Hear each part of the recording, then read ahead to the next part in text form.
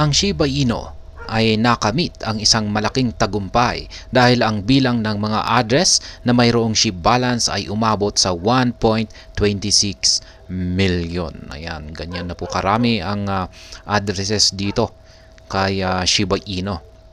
Ayan, umabot na ng 1.26 million. Ayan. Mula noong ito'y inilunsad noong August 2020, nakaranas ito ng malaking paglago lalo na sa pagtanggap nito sa publiko. Ayon sa data mula sa Into the Block, isang platform na nag-aanalisa ng mga datos ng cryptocurrency, mayroong 1.26 million na mga addresses. Ayan, mga addresses na may SHIB balance. Ito ay malaki kumpara noong February 2021 na mayroon lamang 8,460 na mga address ang may SHIB balance. Yan, Shiba Inu address with non-zero balance hits 1.26 million. And ngayong November taong 2023, ang bilang ng mga address na may SHIB balance ay umabot na sa 1.26 million. Ito ay nangangahulugan na maraming tao ang nag-i-invest kay Shiba Inu. Ayan, 2 factors responsible for growing SHIB adoption. Dalawang pangunahing kadahilanan ang nagdulot ng malaking pagtaas ng bilang ng Shiba Inu addresses. Yan. Una, ang paglulunsad ng Shibarium, isang teknolohiya na nagpapalakas kay Shiba Inu, ay nagdulot ng malaking epekto sa pagtanggap ng tao kay SHIB. Dahil dito, mas maraming tao ang bumibili at nag-i-invest kay SHIB para kumita ng rewards. Pangalawa, ang aktibong community ng Shiba Inu ay nag-ambag din sa pagtaas ng bilang ng mga investors. Madalas na ipinopromote ng community ng SHIB bilang isang magandang investment. Ayan. Lalo na ngayong paparating na ang bull run. Maraming tao ang naantig sa malaking pagtaas ng halaga ng Shiba Inu sa nakaraang bull run. Dahil dito maraming tao ang nag-i-invest kay SHIB habang mababa pa ang presyo nito.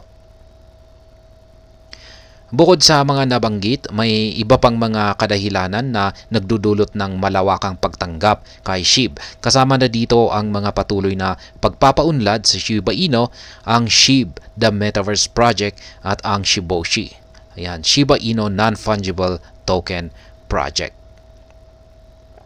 Ayan, sa kasalukuyan, ang halaga ng Shiba Inu ay bumaba ng 4.2% sa nakaraang 24 oras at ang presyo nito ay naglalaro po rito sa 50 digits, 804. Ayan, ang masasabi ko naman po rito, ang pagtaas ng bilang ng mga addresses na may SHIB balance ay nagpapakita po ito ng malaking interest at pagtanggap ng mga tao kay Shiba Inu bilang isang magandang uri ng investment. Ito ay nagdudulot ng malaking epekto sa market sa crypto market.